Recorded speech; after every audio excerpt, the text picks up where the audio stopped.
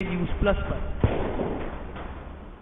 नमस्कार, मैं शकील साजिद लेकर आपका खास कार्यक्रम शौर्य गाथा डीए न्यूज़ प्लस की। छत्तीसगढ़ की आदरणीय मिनी माता के बारे में आज की ये शौर्य गाथा है, जिन्हें छत्तीसगढ़ में माता का दर्जा दिया गया है। ऐसी माता जिन्होंने छत्तीसगढ़ के उत्थान के लिए अनेक काम किए, उन्होंने अनेक बुराइयों के लिए आवाज उठाई और उनको दूर भी किया। मिनी माता की शिक्षा गर्ल्स स्कूल नागांव और रायपुर में हुई। मिनी माता सतनामी समाज की राजनीति से जुड़ी थी, जो अंबेडकरवादी दलित आत्म अभिव्यक्ति का एक रूप था।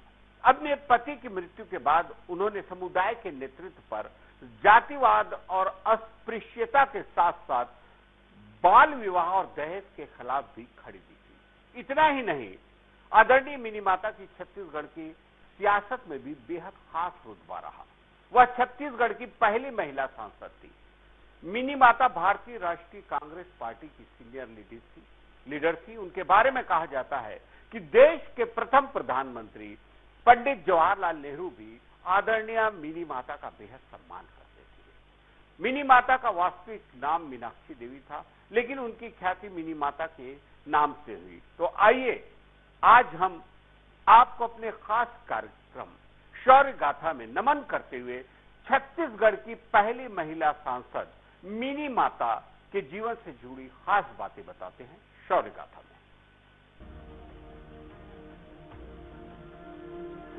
मीनाक्षी देवी यानी मिनी माता का जन्म 15 मार्च 1916 को असम राज्य के नवागांव नामक स्थान पर हुआ था। अब आप सोचेंगे कि उनका जन्म तो असम में हुआ, पर मिनी माता छत्तीसगढ़ कैसे पहुंच गई? लेकिन आपको बता दें कि मिनी माता का संबंध छत्तीसगढ़ से था, लेकिन परिस्थितियों ने उनके परिवार को छत्तीसगढ़ से असम स्थानांतरित कर दिया। कहते हैं अकाल किसी को भी राजा से रंग बना सकता है, और ऐसा ही हुआ भी। बात सन 1897 से 1899 की है। इस समय छत्तीसगढ़ में प्रकृति ने कहर बरपाना शुरू कर दिया था। फिर इन 2 सालों में ऐसा सूखा पड़ा कि किसान दाने दाने को मोहताज हो गए। लोग एक शहर से दूसरे शहर और दूसरे शहर से तीसरे राज्यों की ओर पलायन करने लगे। परिस्थिति ऐसी निर्मित हो गई थी कि मालगुजारों को भी पलायन करना पड़ रहा था। इस तरह हरिदास महंत तत्कालीन बिलासपुर जिले के पंडरिया के पास सगोना गांव के मालगुजार थे, जिन्हें कुदरत के इस कहर से बचने के लिए पलायन करना पड़ा। एक ठेकेदार ने अघारीदास जी को आश्वासन दिया कि वह उन्हें असम के चाय बागानों में काम दिलाएगा। बेहतर भविष्य की कामना से अघारीदास जी अपनी पत्नी बुधियारिन और 3 पुत्रियों चाउरमती, पार्वती और देवमती के साथ प्रवास करने को तैयार हो गए। लेकिन किस्मत में कुछ और ही लिखा था। प्रवास के समय कलकत्ता पहुंचने से पहले ही पार्वती की मृत्यु हो गई। उनके पार्थिव शरीर को अघारीदास जी को अपने कांपते हाथों से गंगा नदी में प्रवाहित करना पड़ा। संकट की यह घड़ी अभी कम भी नहीं हुई थी कि उनकी दूसरी पुत्री चाउरमती की भी असम पहुंचने से पहले मृत्यु हो गई। यह घटना हरिदास और बुधियारिन के लिए किसी बड़े सदमे से कम नहीं थी, और इन दोनों घटनाओं का उनके स्वास्थ्य पर भी बहुत बुरा प्रभाव पड़ा। असम पहुंचने के बाद उन्हें किसी तरह एक चाय बागान में नौकरी मिल गई, लेकिन उनकी पत्नी बुधियारिन की तबीयत बिगड़ती चली गई और उन्होंने अपना शरीर त्याग दिया। अघारीदास जी के लिए यह सबसे बड़ी क्षति थी, जिससे उनके लिए उभरना मुश्किल हो गया, और वे अपने पीछे 6 साल की बेटी देवमती को अकेले छोड़कर काल के मुंह में समा गए। उस समय 6 साल की बच्ची को एक दयालु परिवार का सहारा मिला, जिन्होंने उस बच्ची का इलाज किया, उसे पढ़ाया और काम भी सिखाया, जिससे देवमती को चाय बागान में काम मिल गया। कुछ दिनों के बाद देवमती की शादी बुद्रीदास महंत से कर दी गई। 15 मार्च 1916 की रात को देवमती के घर एक ऐसी कन्या का जन्म हुआ, जिन्होंने न सिर्फ अपने परिवार का नाम रोशन किया, बल्कि पूरे देश में फैली बुराइयों का भी नाश किया। इस कन्या का नाम मीनाक्षी था, जिसे लोग प्यार से मिनी बुलाते थे। मिनी ने मिडिल स्कूल तक की शिक्षा असम से प्राप्त की, जो उसके जीवन में मील का पत्थर साबित हुई। 1920 आते तक देश में स्वराज आंदोलन शुरू हो चुका था, जिसकी अमिट छाप मिनी माता के में भी दिखाई दी। और उन्होंने बच्चा पार्टी के सदस्य के रूप में काम करना शुरू किया। उन्होंने महात्मा गांधी जी द्वारा चलाए गए स्वदेशी अभियान में भी भाग लिया। इस अभियान से जुड़ने के बाद मिनी माता जी ने स्वदेशी वस्त्र पहनना शुरू कर दिया। बात उस समय की है जब देश में सतनाम पंथ का प्रचार प्रसार तत्कालीन धर्म गुरु अगमदास जी के जिम्मे था। गुरु अगमदास जी इस कारण से असम के दौरे पर थे और वे मिनी माता के परिवार में रुके हुए थे। विवाहित अगमदास जी निसंतान होने के कारण अपने परिवार और उत्तराधिकारी को लेकर चिंतित थे और उन्होंने अपनी ये चिंता मिनी माता के परिवार से साझा की। इशारा समझकर देवमती जी ने 1932 में मिनी माता का विवाह गुरु अगमदास जी से कर दिया। इस प्रकार मिनी माता असम से पुनः छत्तीसगढ़ आ गई। गुरु अगमदास जी छत्तीसगढ़ के प्रसिद्ध व्यक्ति थे जिनका सतनाम समाज में बहुत प्रभाव था, जिसके चलते उनके घर पर तत्कालीन स्वतंत्रता सेनानियों का जमावड़ा लगा रहता था, क्योंकि ये जगह उनके लिए बेहद सुरक्षित थी। इन स्वतंत्रता सेनानियों का प्रभाव मिनी माता के स्वभाव में भी दिखाई देता था। इन सभी कारणों से उनके मन में समाज और देश के लिए कुछ करने की भावना प्रबल हो गई। जब ऐसा लगता है कि अब सब कुछ ठीक चल रहा है, तो विधि के विधान की कुछ और ही योजनाएं होती हैं। 1954 में गुरु अगमदास जी की मृत्यु के बाद कर्तव्य का सारा भार मीनाक्षी देवी के नाजुक कंधों पर आ गया, क्योंकि उस समय उनका बेटा विजय कुमार की उम्र काफी कम थी, जो इस कर्तव्य को उठाने के लिए योग्य नहीं थे। मीनाक्षी देवी अपनी पारिवारिक जिम्मेदारियों को बखूबी निभाने के साथ साथ सामाजिक जिम्मेदारियों को भी बखूबी निभा रही थी, और यही वजह है कि उनकी प्रसिद्धि तेजी से बढ़ी। बताया जाता है कि मिनी माता ने जिस समय सियासत में कदम रखा था, उस समय विभाजित एमपी बेस शुक्ल परिवार का दबदबा था। पंडित रविशंकर शुक्ल राज्य के पहले सीएम बने थे। मिनी माता के समाज के क्षेत्र में किए गए कार्यों के कारण शुक्ला परिवार भी मिनी माता का सम्मान करता था। मिनी माता अपने सांसद पति गुरु अगमदास की मृत्यु के बाद 1955 के उपचुनाव में रायपुर, बिलासपुर और दुर्ग के संयुक्त संसदीय क्षेत्र में अपना परचम लहराकर छत्तीसगढ़ की पहली महिला सांसद बनने का गौरव प्राप्त किया। 1957 में वे संयुक्त संसदीय क्षेत्र रायपुर, बिलासपुर और दुर्ग से जीतकर दोबारा सांसद बनी।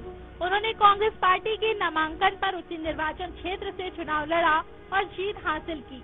1962 में उन्होंने बलौदा बाजार में भारतीय राष्ट्रीय कांग्रेस पार्टी के लिए चुनाव लड़ा, जो तत्कालीन मध्य प्रदेश राज्य में अनुसूचित जाति के लिए आरक्षित निर्वाचन क्षेत्र था। उन्होंने प्रज्ञा सोशलिस्ट पार्टी के उम्मीदवार को हराकर 52% से अधिक वोटों से जीतकर दिल्ली में छत्तीसगढ़ का प्रतिनिधित्व किया। 1967 में उन्होंने तत्कालीन मध्य प्रदेश राज्य के जांजगीर के अनुसूचित जाति आरक्षित निर्वाचन क्षेत्र से भारतीय राष्ट्रीय कांग्रेस पार्टी के लिए चुनाव लड़ा और पिछली बार से भी ज्यादा यानी 62% से ज्यादा वोटों से जीतकर उन्होंने संसद में अपना मजबूत प्रतिनिधित्व साबित किया। मिनी माता ने 1971 में फिर से जांजगीर के उसी निर्वाचन क्षेत्र से भारतीय राष्ट्रीय कांग्रेस पार्टी के लिए चुनाव लड़ा और फिर से चुनाव जीता, और इस तरह उन्होंने जांजगीर क्षेत्र से चुनाव जीतकर 5 बार चुनाव जीतने का खिताब हासिल किया। दरअसल मिनी माता ने कई ऐसे काम किए हैं जिससे उन्हें मीनाक्षी देवी से मिनी माता का दर्जा मिला। 1955 में उन्होंने अपने दम पर संसद में अपृष्टता विधेयक पारित करवाया, जिसने पूरे देश में विशिष्ट समुदाय के लोगों के अधिकारों को सुनिश्चित किया। 1967 में मिनी माता के नेतृत्व में एक विशाल रैली का आयोजन किया गया।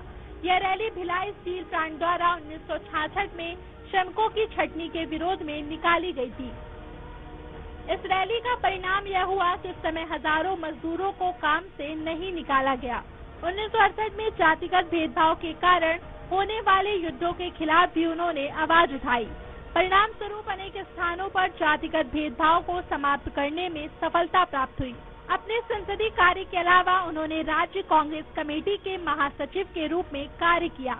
गुरु घासीदास सेवा संघ के अध्यक्ष, हरिजन एजुकेशन सोसाइटी के अध्यक्ष, राज दलित वर्ग लीग के उपाध्यक्ष भी रही।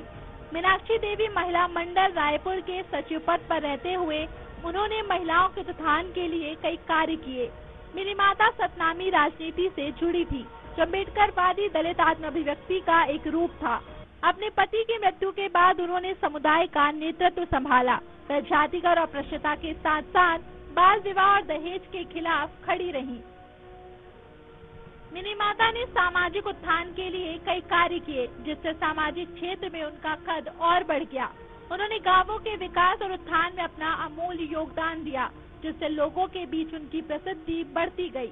दहेज प्रथा और बाल विवाह के खिलाफ अपना अमूल्य योगदान दिया और इसके लिए कई कार्य किए। विकलांगों और गरीबों के विकास में मीनाक्षी देवी का योगदान सर्वोपरि था। मिनी माता जी ने महिला शिक्षा को लेकर कई अभियान चलाए ताकि महिलाओं को समाज में उनका अधिकार मिल सके। महिलाओं के साथ साथ बाल कल्याण के प्रति उनका योगदान बेहद सराहनीय था। ग्रामीणों तक स्वच्छता का संदेश पहुंचाने में उनका सहयोग ग्रामीणों के विकास में एक महत्वपूर्ण योगदान था। क्योंकि उस समय हरिजन विद्यार्थी यदि किसी अन्य स्थान पर पढ़ने जाते थे तो उन्हें कोई आश्रय देने को तैयार नहीं होता था। इस बुराई को कम करने के लिए उन्होंने हरिजन छात्रावास के निर्माण पर भी जोर दिया। समाज में व्याप्त छुआछूत के दानव से लड़ने में उन्होंने सबसे अधिक योगदान दिया। उनकी संसदीय प्रोफाइल में उनके शौक पढ़ना, बुनाई, कढ़ाई, खाना बनाना, बागवानी करना, सामाजिक और राजनीतिक मामलों पर बहस करना शामिल थे।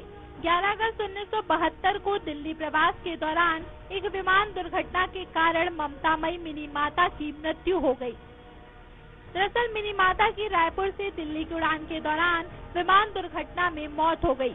पालम हवाई अड्डे पर उतरने की कोशिश के दौरान विमान दुर्घटनाग्रस्त हो गया। यह क्षति छत्तीसगढ़ के लिए सबसे अधिक दुखद थी।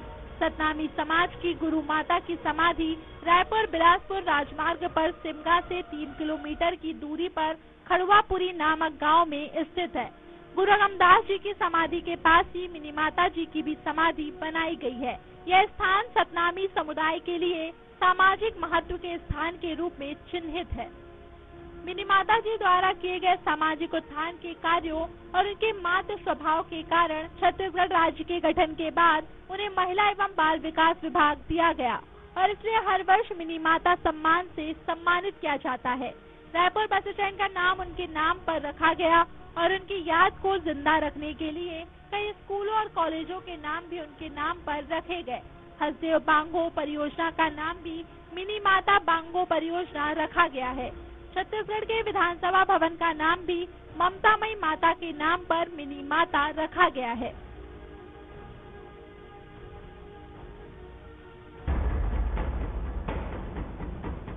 पग पग पर तेरी छाप छिपी, हो कहाँ अमर तुम मतवाले, कहीं रक्त गिरा कहीं शीश कटे, फिर भी ना डिगे तुम हटवाले। तुम स्याह समेटे बैठे थे अपने जीवन के हर पल में, तुम थे तभी ये उजियारे हैं आज हमारे आंगन में। जीवन अर्पण कर तुमने जो इस पुण्य धरा को पाला है, हर रोम रोम उपकार भरा है, ऋणी देश भी सारा है। शौर्य साहस समर्पण और बलिदान की वो अमिट वीर गाथाएं देखिए सिर्फ हमारे चैनल DA News Plus पर।